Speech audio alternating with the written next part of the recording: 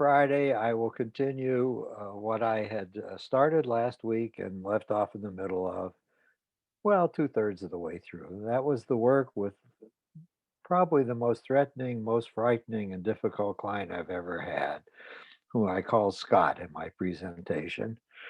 And I was reading to you from the book chapter I'd written about him, and I will resume the reading.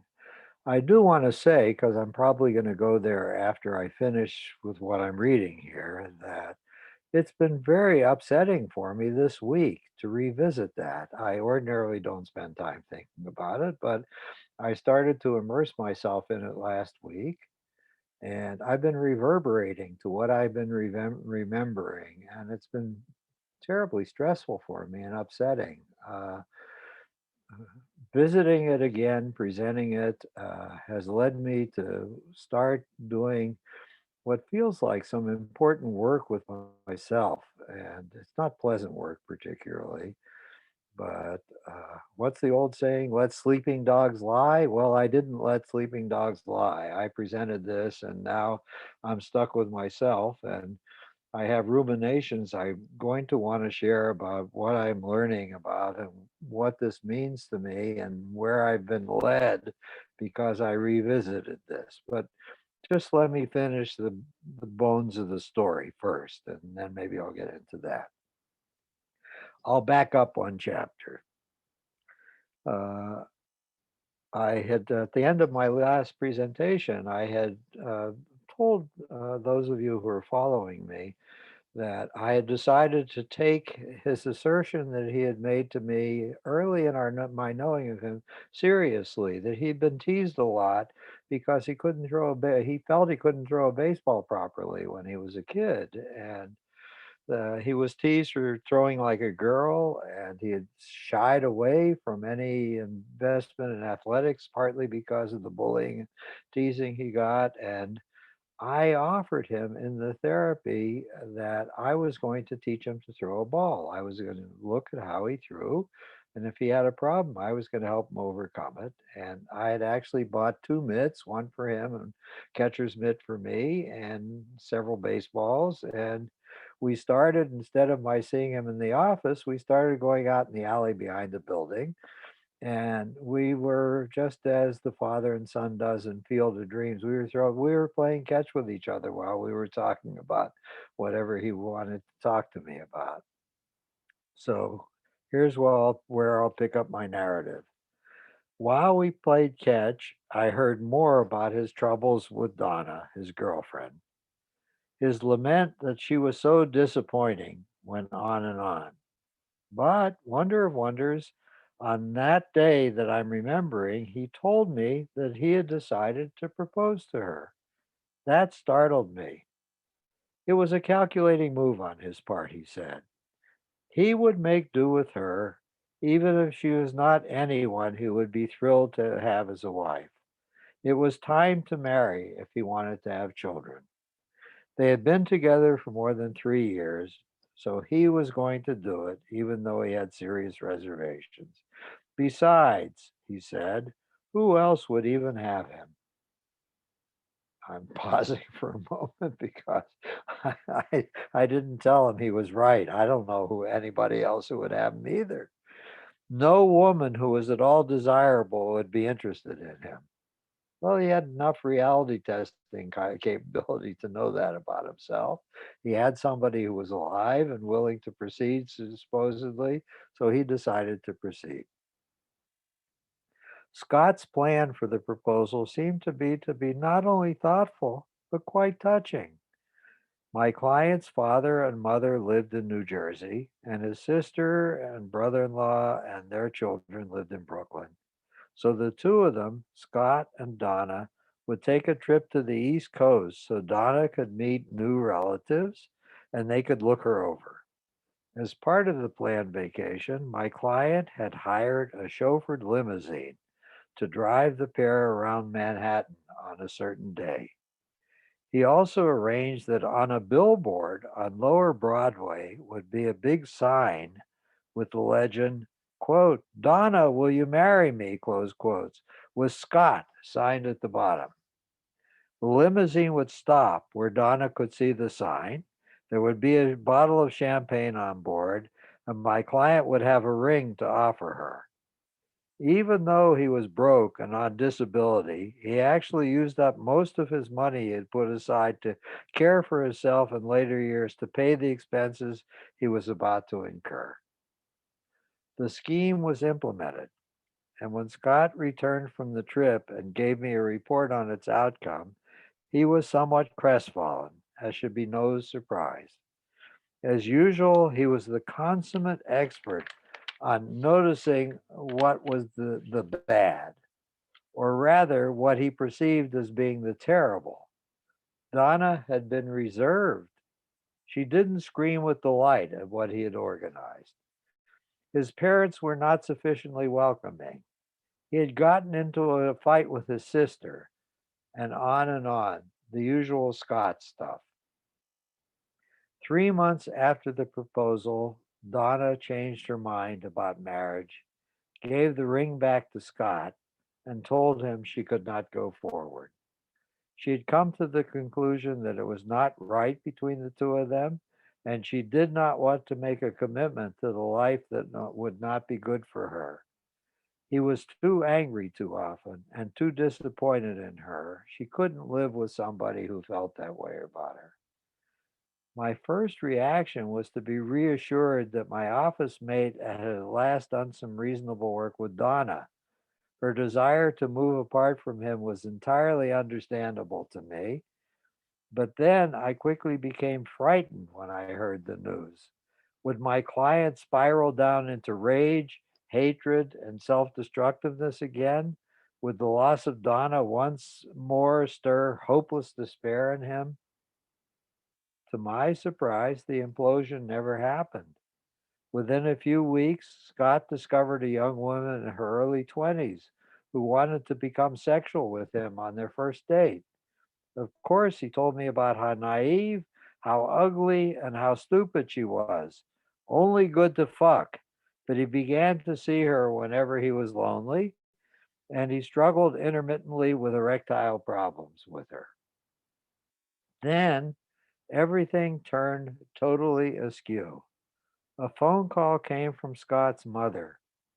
His father had had a massive stroke and was in the coronary control unit in the hospital in New Jersey.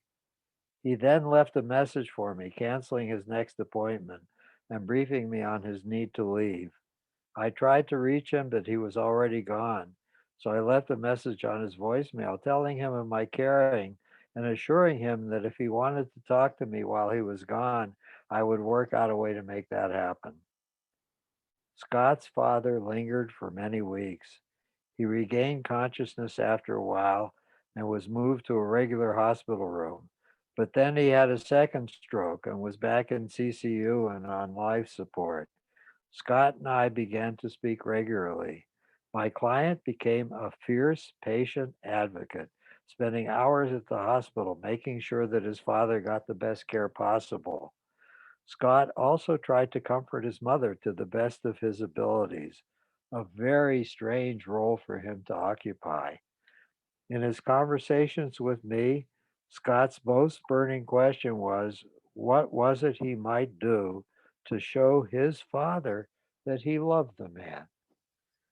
I tried to reassure him that his behavior in showing up and continuing to care and to be present was exemplary, a wonderful show of love.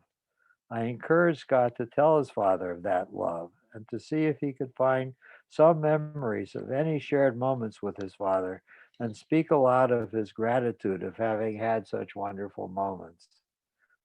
One night, Scott left the hospital at midnight. He was exhausted. He needed to eat and he wanted a shower.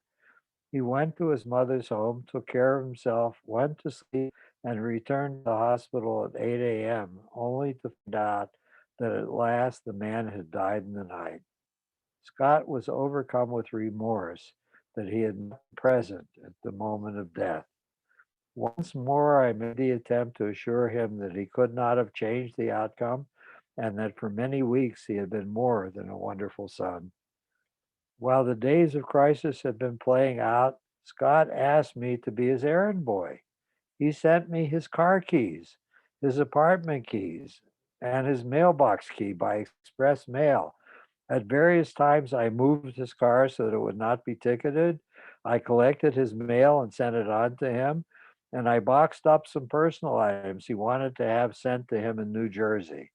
These were strange things for a psychologist to do for a client, but I kept reminding myself that he had no friends, no one else to whom he could turn, and I felt no problem in obliging him. If anything, I believed that my willingness to help out would be healing for him whenever he returned to my care. But Scott did not come back, except only once. After the death of his father, Scott's mother was terribly distraught, neglectful of her person, and frozen about making any decisions. Most waking hours, she fluttered about her home aimlessly and cried intermittently. My client had been the one to make the funeral arrangements and to begin to attend to all the practical matters that became urgent after someone has died. I received a telephone call that Scott would be back in Southern California on a certain date. Could he have an appointment with me? Of course, I cleared a spot in my schedule. When he showed up, he said, I'm moving back to New Jersey. I'll live with my mom at first, and then I'll see what I'm going to do after that. I'm just going to be here long enough to sell my car, box up all of my shit, and get the movers to come. I'm worried about what's going to happen.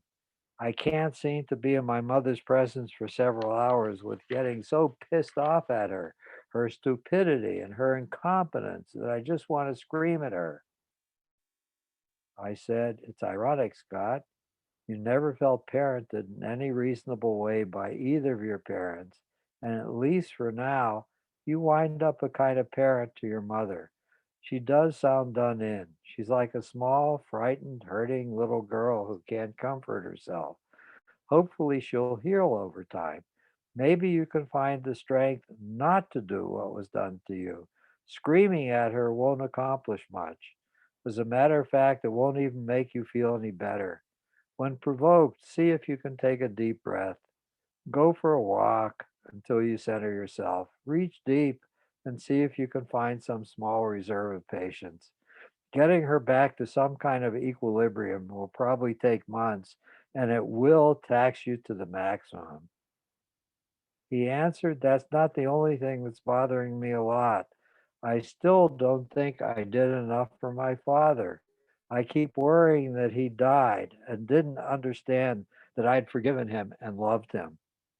Scott's eyes were misting, so I tried to be reassuring once more. He can't make up to you for the ways he failed you and was an insensitive and even a terribly harsh dad. You needed so much to be different between you two, and you can't make it up to him about all the years you were miserable about his treatment of you and carried anger and bitterness in you towards him. And so you made no attempt to build a different relationship with him on some other new basis. But I think you did make wonderful amends by being with him in the way you were at the end of his days. No father could have wanted more from a son. I believe that he had enough hours of consciousness that he could see how devoted you had become, how loving was the way you related to him, and therefore how specially you had moved beyond hatred and into forgiveness and acceptance. I know you gave him the best of gifts before he died. Our time was soon up. As Scott moved towards the door he had slammed in rage so many times, we hugged each other for a brief moment. I assured him that if he ever wanted to talk again, I would be available. But it was not to be. Scott passed out of my life at that moment. So what does any of the time Scott and I spent together and all the turbulence that ensued mean? I don't know. And what can I take away from the experience I had with him? I'm still reverberating to that experience today. I could string together many sentences about my work with him an elegant psychobabble, the kind of academic language in which I would have to frame everything if I wanted to write an article for publication. I am good at that nonsense, but I would rather end by quoting Jean Paul Sartre, the existential philosopher. For an occurrence to become an adventure, it is necessary and sufficient for one to recount it. And so I have indeed recounted it. And that's where my chapter ends. I think what I'd like to do is just open up a little bit of conversation with my two listeners here, and then go on to what has happened to me since I started reading this.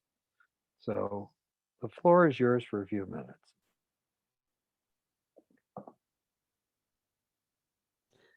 It seemed, Arthur, that one of the things that Scott was good at, among not too many things, was as a caretaker. Yes, And I'm wondering, in some ways, could that or would that have extended to other roles as a caretaker for him, which may have provided some solace in his life? I have no idea. He tried to avoid having to be anybody's caretaker. He wanted to be the angry, hurting infant that somebody else took care of. And until it was forced on him to be a caretaker by the fact that his father was close to death, and then his mother was crumbling into incompetence, and he had to clean up everything and watch over her, he had never been compelled to be a caretaker before. I don't know if he learned to take nourishment out of that role, or to find other ways to take care of other people, because he passed out of my life, and his story, the rest of his story, is unknown to me.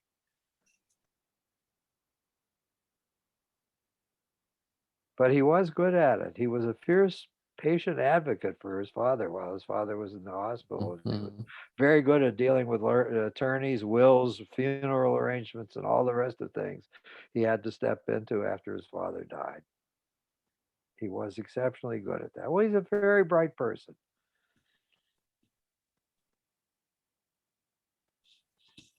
Yeah, I'm just impressed with your stick-to-itness with the whole thing, to be honest. That's when I know you said last time that, if you didn't see him, then who would? I say a team would Let's see him. see. I think you were Where doing, would one find such a team?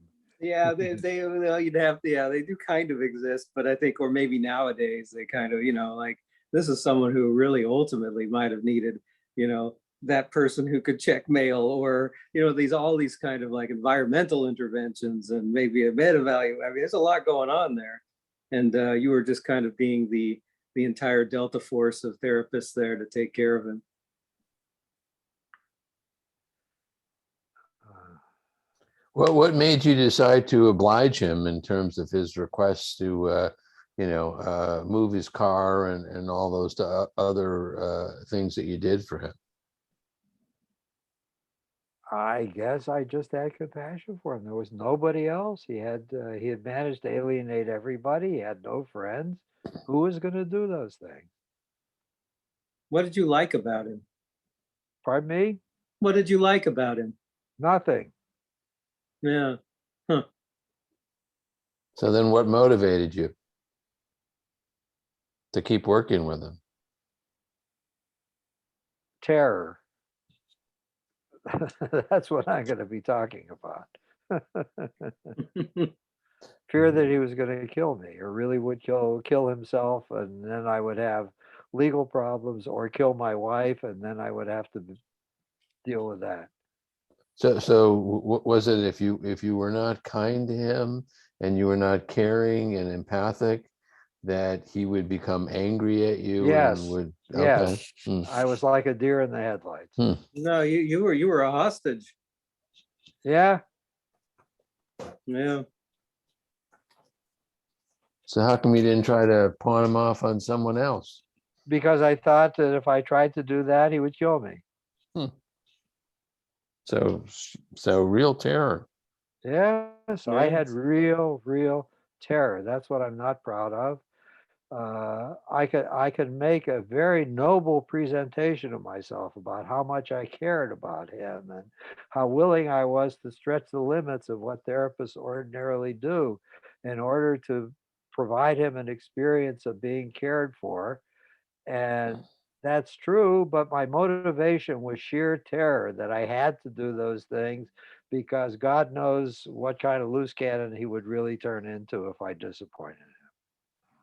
If you did disappoint him, if you continued seeing him for some reason, and he continued being the terror that he could be, and he kind of like threatened you and started to become physical, what would you have done? Died.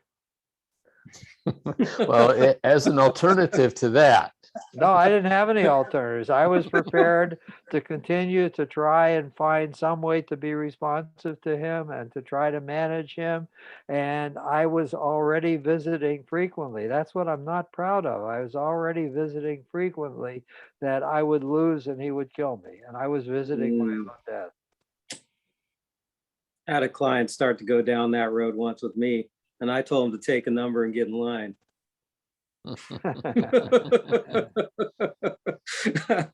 You were more creative than I was. Yeah, I figured I would just head it off and let's see where he was going to really go with it. Well, what this taught me is how poorly I've ever mastered the trauma of my own life. I was captured by it. And that topic is going to be the next topic I talk about. What wounded me so badly and still is a wound I have never sufficiently healed. I don't even know if it's possible to heal it. But, you know, in some ways, the story is a beautiful one. I had my horrible wounds. He had his. We came together, and I believe he received something out of all that that was important and useful for him, and moved on with his life. And the fact that I was wounded in the very ways I was and couldn't do anything other than what I was doing turned out to be a wonderful thing for him. I didn't plan it that way. I was doing it, so I wasn't doing it so I could be wonderful to him. I was just doing it because I was too scared to do anything other than what I was doing. Two strange hurt lives came together, and the synergy, the chemistry that they made was probably a good synergy and a good chemistry. At least for him. I only came away with a sense of relief when he passed out of my life and stopped calling me, and I lost all contact with him. I would sometimes get up in the morning and say, "Oh, I haven't heard from Scott for X number of days now. How wonderful. He's not in my life anymore." If it had been today, you could have continued with him through telehealth. Yes, that would have been safer. All he would have done was hung up on me and turned his computer off. He wouldn't have been making chaos in my office and threatening to come and assault me.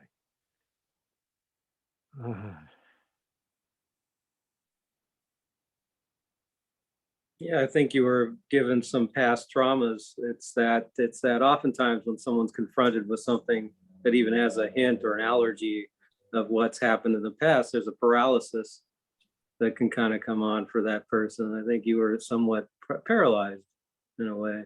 The deer in the headlights metaphor is very apt for me. I constantly felt like a deer in the headlights and too frightened to move in any direction because I was sure then the car would kill me. Hmm. What if he continued to threaten you about your wife? Oh, I would have been glad that he killed her and not me.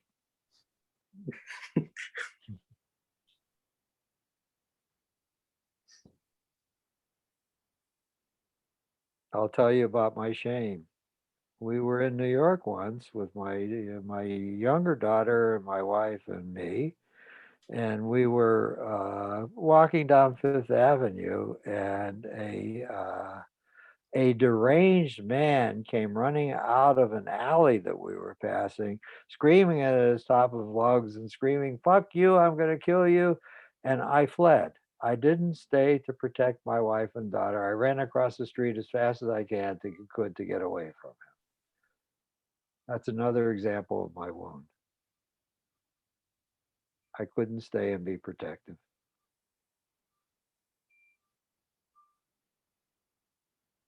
And I'm ashamed of myself.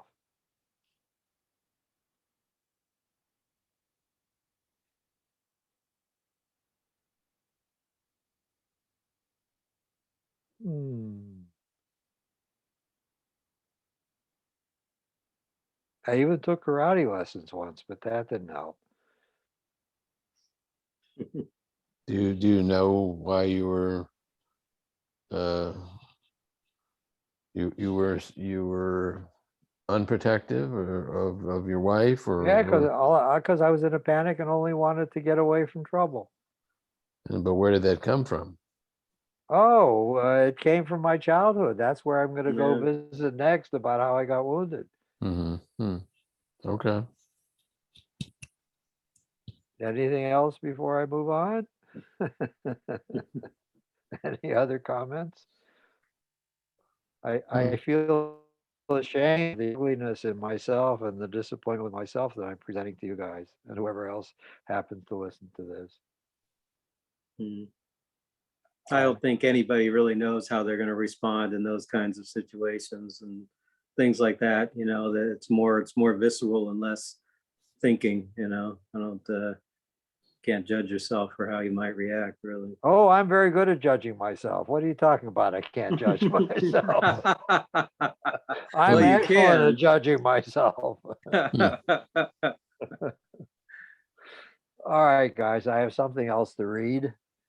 It's another chapter from my book, and it relates to my wound.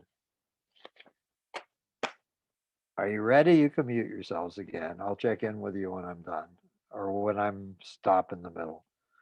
This one is called My Jewish Anti-Semitism.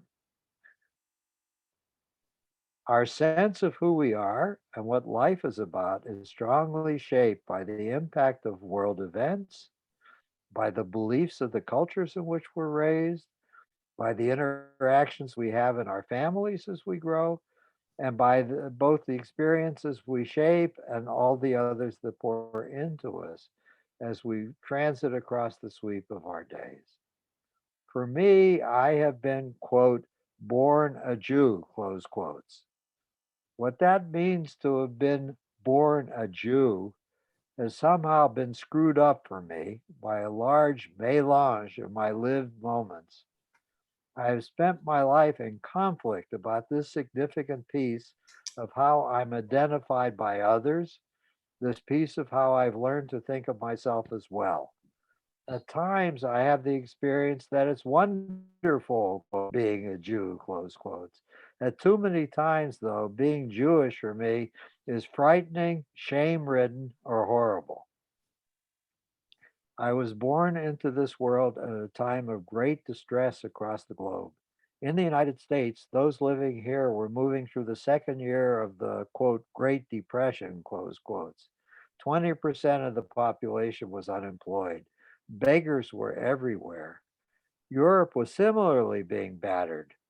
It was even worse in Germany because the victorious Allied nations at the end of World War I had raped and plundered the German economy, and years later were still forcing Germany to pay a variety of reparations to the winners.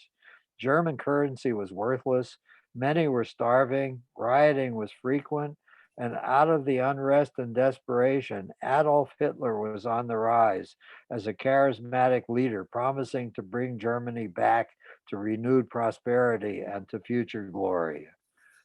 My parents were both Jewish.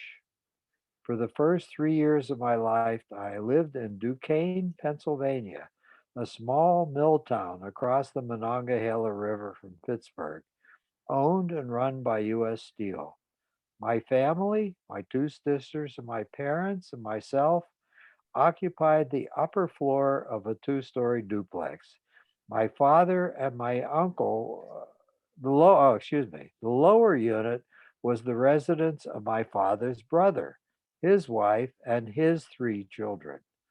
My father and my uncle were in charge of a small manufacturing business founded by our grandfather and located up the hill from the steel mills. The duplex was 4 blocks away from where the men worked. At the time of my birth, both families were, quote, traditionally Jewish, close quotes. All of us came together on Sabbath evening. One or another of the women, my mother or my aunt, would light the candles and say the requisite prayers. We did no work on Saturdays. The kitchens in both homes were organized to follow the kosher dietary laws. My father and uncle went to pray every morning before work at the small synagogue in neighboring McKeesport, putting on their yarmulkes, their prayer shawls, and placing the phylacteries on their foreheads and around their arms in support of their devotions. Then the world turned wildly around. From my preschooler's perspective, the course of my family's life reversed its transit entirely. You see, my grandfather and his two sons had been increasingly successful in their business. In spite of the Depression, our family finances were expanding beyond anyone's dreams. And the nature of the family business was such that my father and his brother were required to interact with and to create personal relationships, mostly with Gentiles, in order to support their economic objectives. With what seemed to be a jarring suddenness to me, this challenge from my elders, how to be Jewish in an era of anti Semitism and in an industry in which Gentiles were the powers, led in my fourth year to change most of the textures of my early life.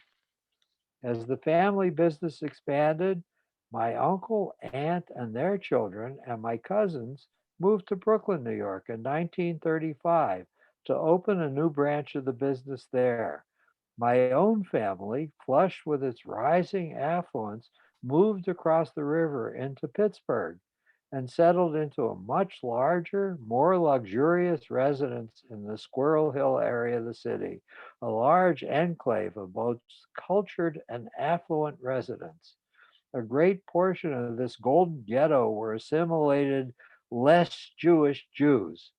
For a while, I felt quite dislocated in the expansive and very different home and neighborhood. In addition, our own Jewishness was abruptly to be muted, almost to the point of becoming non-evident. No more religious rituals marked the round of our days. Our father put away his yarmulke, his prayer shawl, and his phylacteries. The laws about keeping kosher were thrown out. Bacon, shrimp, pork ribs, and other non kosher food began to show up in our meals. Meat and milk were mixed in some recipes. I must say the new foods tasted good, and I was happy with this particular change. The dominant family value now became one about the necessity for all of us to embrace assimilation. We were going to be Americans. That was our destination. Any Jewishness was supposed to be downplayed or even hidden. Yet, although becoming Yankees was quintessentially important, our Jewishness was not to be completely thrown away. A scintilla would remain, not necessarily for reasons of spirituality, but for crass reasons of commerce and capitalism. You see, my parents became members of Pittsburgh's Temple Rodef Sholem when we moved across the Monongahela. Its congregation and leadership were the local part of an emerging Reform Judaism movement, linking many congregations across the nation. As an institution, the temple was extremely liberal with regards to religious ideology.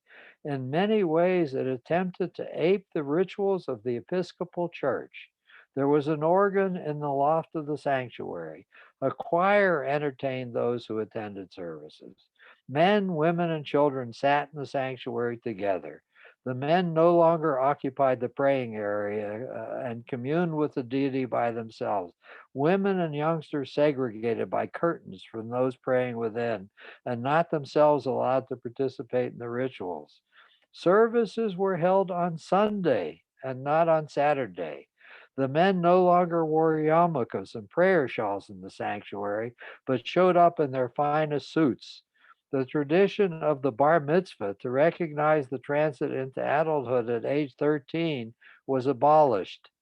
Instead, males and females alike attended confirmation classes, as so desired by the parents, and underwent a confirmation ceremony, complete with the granting of a certificate at age 16. On Saturday mornings, Rabbi Freehoff did not conduct religious ceremonies.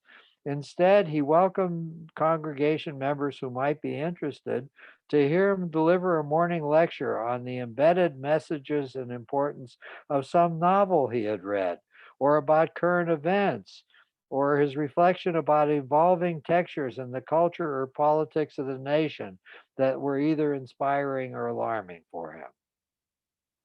Why did my parents elect to pay the stiff membership fees and join with the other families to be members of Temple Rodolph Sholem? Because, as my father said, he wanted to be able to be with, quote, the finest, the wealthiest, and the most influential Jews in the city, close quotes. Whispering to me behind my father's back, my middle sister accused my parents of ugly hypocrisy. They went to temple only at the few high holy days. They no longer conducted any religious rituals or observances in our home. But even over our objections, they sent us, their children, to Sunday school regularly, not because they cared about whether or not we could learn something about Jewish belief and culture, but so that we would, quote, make friends with the children of the best families, close quote. I remember seeing the other arrivals being dropped off at Sunday school, transported by their mothers wearing elegant fur coats in the winter and designer frocks in the summer, or by chauffeurs bringing them in long black Cadillacs or Packards. And my father, to making himself more appealing to the Gentile world, took up golf. He joined the only country club that would admit Jews. He would take me to walk around the course with him on occasional weekend day, something I loved to do. But he was happiest when one of his Gentile colleagues invited him to play around at one or another of the most exclusive clubs in the city, ones that, because of my father's religious identity, would never have permitted him to be a member of its own. I always felt intuitively out of place when he would take me to such venues with him, those bastions of Gentile pomposity in my young mind. I don't know if any of this by itself would have wrecked my Jewish identity and filled me with Jew self hatred if there were not two other horrible problems coming to the foreground of my life during elementary school years. Probably the worst problem was that my home was situated diagonally across the street from St. Philomena's Church and Parochial School, a Catholic institution in a predominantly wealthy Jewish neighborhood. Every day after public school let out, I would have to walk past the property to reach my home. The parochial school let out at about the same time as did mine, my public school. The nuns who worked there scared me. They looked forbidding in their long black robes, heads covered by their wimples. Many were from Italy or Central European families, and they looked dirty and not soft and sweet with their obvious mustaches. Worse than that, the parochial school must have had a very liberal scholarship program that brought into the school lots of Catholic youth from working class Polish, Hungarian, Italian, and Balkan families, most of whose fathers were steel workers. All was complicated for me and for the Catholic kids as well by the slowly rising tide of anti Semitism in the United States. As had been true in so many places in the world, when life was very bad, the presence of Jews was often blamed. The persecution of Jews would surge. At home, we had gotten used to Father E. Coughlin's ravings on the airwaves about the Jewish pollution taking place in the United States and about his sympathies for Hitler's hatred of Jews. As did a large number of Catholic families, we listened to him regularly each week in our large Motorola console radio in the living room. I was both outraged and frightened at the venom in his soliloquies. Against this background, and even worse, were my personal encounters with the Catholic youth swirling on the sidewalks outside the church across the street as I tried to make my solitary way home after school.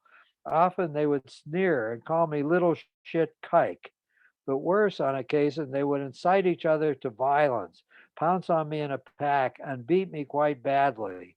While they were doing so, they would yell Christ killer at me. They would yell that we Jews drank the blood of Catholic infants as part of our Passover rituals as they were kicking me in the ribs. One very snowy day, one of them had brought some ropes to school. After school, they pounced on me, rendered me helpless, tied me up, and carried me a block away to where the woods started. Then they dragged me about a quarter of a mile into the trees, gagged me, and left me presumably to die. I hated them with a burning intensity, but I think I hated myself even more. I couldn't defend myself. I was so ashamed. I felt emotionally crippled. I was literally afraid that if I put up any attempted resistance at all, they would have killed me. Rightly or wrongly, I believed that simply going limp and absorbing my punishment for being Jewish was the only way I might be able to live. Well, I'm still here. I did, of course, succeed in freeing myself from the ropes that day. I did stagger home again. This was about the sixth time I had shown up late after school and appeared obviously bruised or cut. I always had a story about tripping, about falling on an icy sidewalk, about falling out of a tree, about an accident on the school grounds, anything except telling one of the grown-ups that I was having the shit beaten out of me. I was just too ashamed of myself to tell the truth. Mercifully, it came to an end at last. A new student named Richard Rosenzweig entered my fifth grade class at Colfax Elementary School. He was a good head taller than was I, and was built thick and sturdy. Indeed, my newfound companion went on to be a great football player when he got to high school, even though Jewish kids traditionally stay away from violent contact sports. But for now, he was my protector. I made sure I attached myself to Richard as soon as I could befriend him, for he lived a block further up Beechwood Boulevard than did I. That meant I could certainly walk home side by side with him, and I could not be picked off easily any longer because I was alone and defenseless. The first day we were in each other's company on our way back from school and encountered a knot of Catholic boys, Richard glowered at them menacingly. They hesitated and they walked back away from us, cowed. No one, and I mean no one, was going to fuck with Richard Rosenzweig. That part of my torment had come to an end. In addition to my parents having turned a good distance away from the embrace of their own Jewish identity and the beatings I was taking for being so identified by the Catholic bastards, there was a third force bearing down on my being a Jew that was almost unbearably distressing. During the long run up to World War II, the Jewish communities in our country were alive with gossip, ugly gossip. Squirrel Hill was no different. First, we heard when Kristallnacht took place in Germany, the beginning of the war of the Germans against their Jewish residents. Then the concentration camp movement began, the rounding up of the German Jews, along with homosexuals, mental defective, gypsies, and other non Aryan undesirables, accompanied by the expropriation of all the detainees' wealth and possessions, and their confinement in prison camps where they were fed starvation rations. And as World War II came fully alive, beginning in the fall of 1939, those actions against the Jews organized by the Nazi government spread out of Germany proper to the Jewish populations of the large numbers of countries successfully occupied by the Germans. Then, in the early 1940s, Hitler decided to begin the implementation of the quote final solution unquote. Now the Jews were no longer simply to be jailed as slave labor, they would be exterminated, killed. Production lines to accomplish this were set up in most of the concentration camps, and the goal of making the European continent Jew free began its loathsome implementation.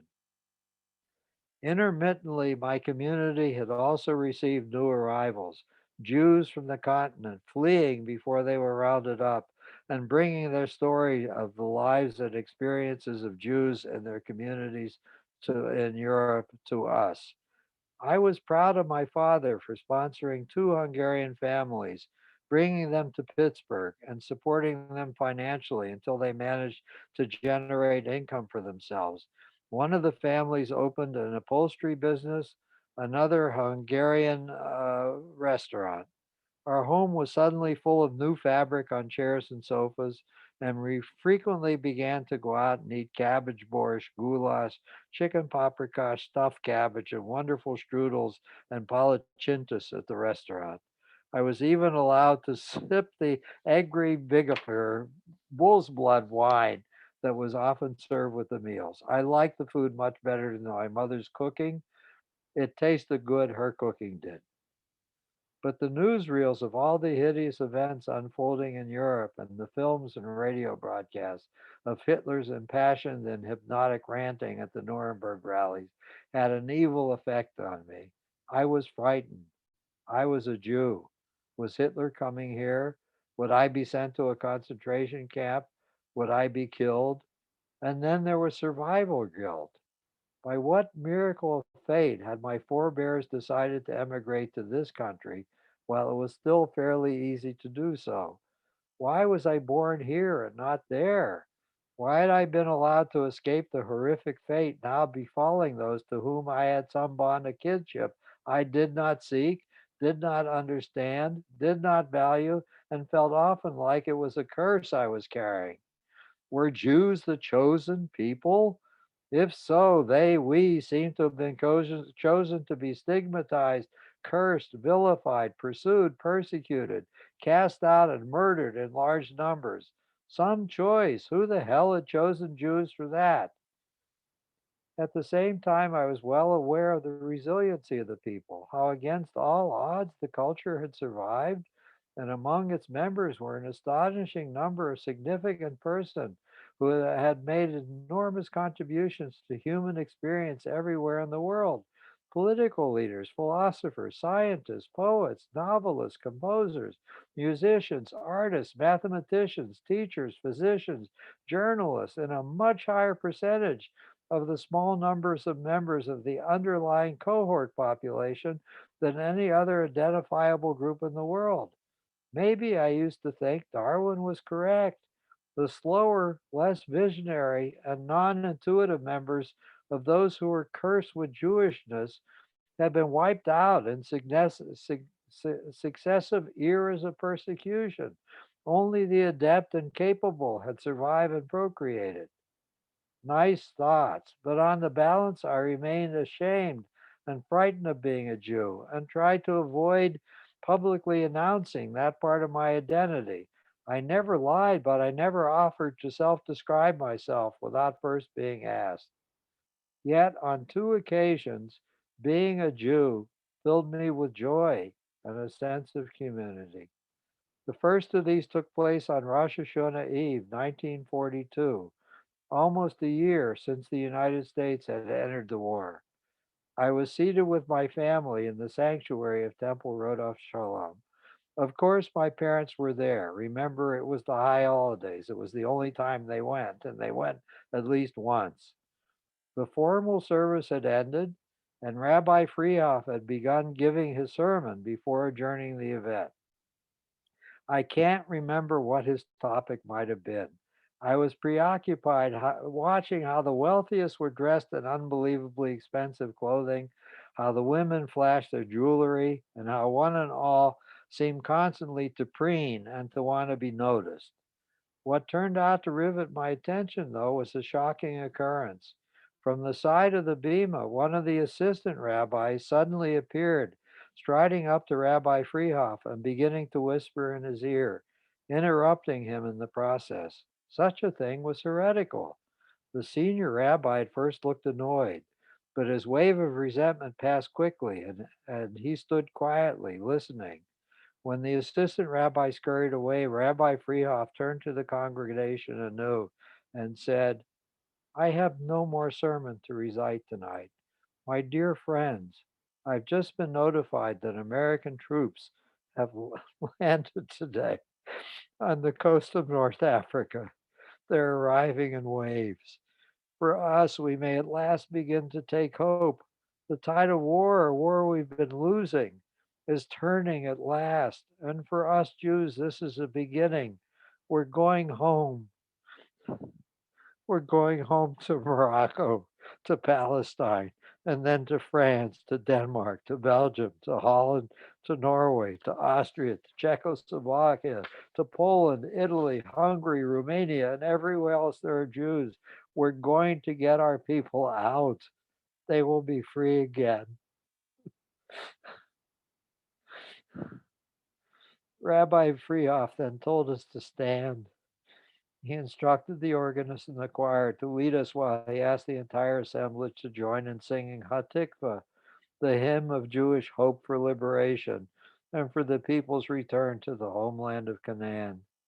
It had been written in the 1800s and was finally adopted as the national anthem of the state of Israel when the nation was finally founded. We all stood, we all sang. Most of us were crying, and there was a sense of belonging and shared unity in that great and beautiful space of the synagogue of such an intensity that I have rarely experienced. Along the path of the war, my outrage at what was meted out if one was a Jew got worse. The Roosevelt government had received lots of sound intelligence about the existence and missions of the death camps. Delegations of Jewish leaders conferred with the president periodically, pleading with him to do something to impede the Holocaust, bomb the railway lines, bringing captives to the site, put economic pressure on the Swiss to stop manufacturing ovens and exporting poisons, even bomb the camps themselves into oblivion and kill all the guards and inmates. Such a terrible thing would save other lives.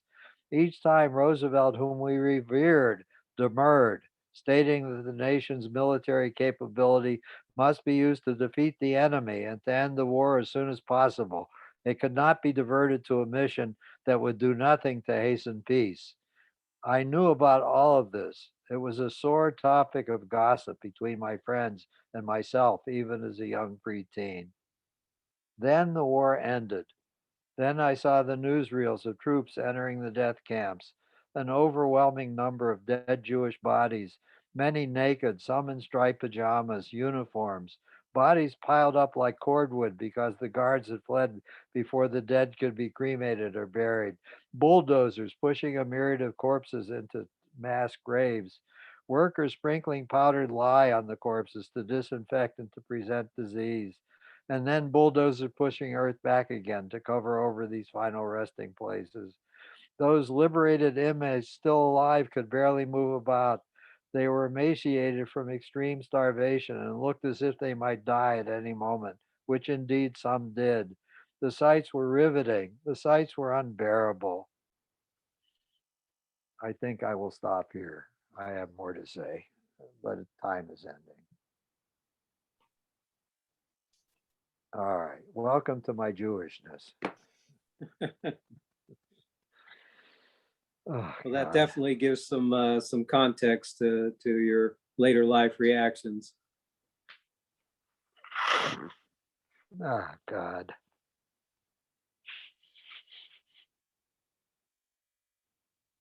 I, You I, know, I I was going what? to make I don't know, a potential kind of connection, and just wanted to kind of get it verified for you, Arthur.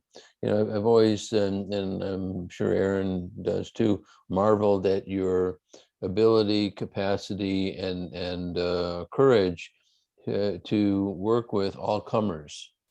Yeah. all clients, no matter what the issue or problem, and including, terror that they provide, or that they present.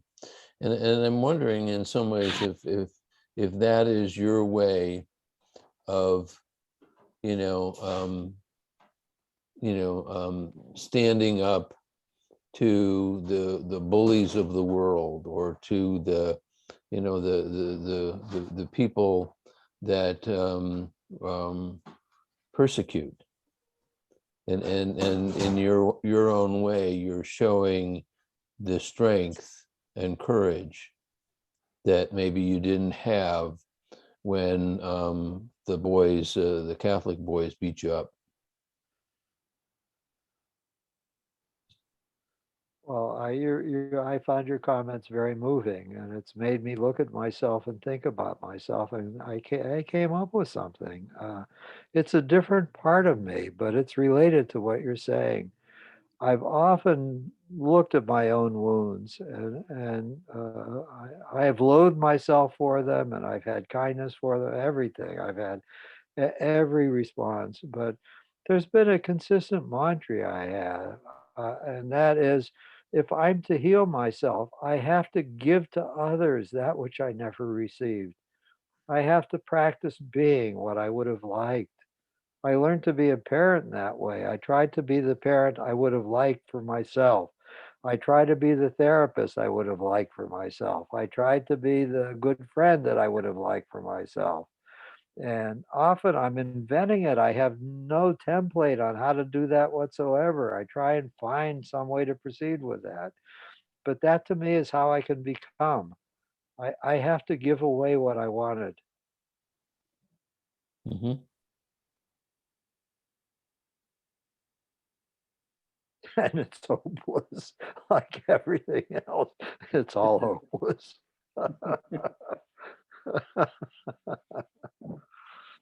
Ah, It's not hopeless to the people that you help. Isn't that? Mhm. my sour response is a fat lot of good that does me. I suspect incrementally across your life, it's been rather helpful for you too.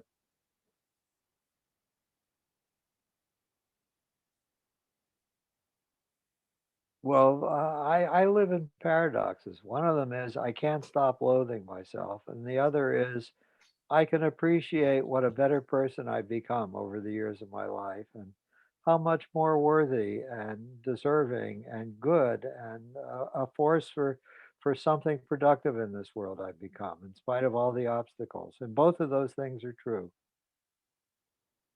Well, in your work, you make all these other people worthy and better, and that's significant.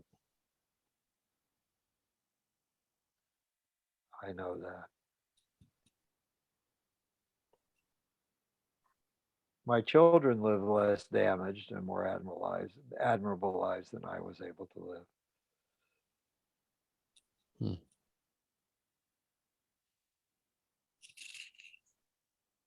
But I'm still only about 60% up the mountain.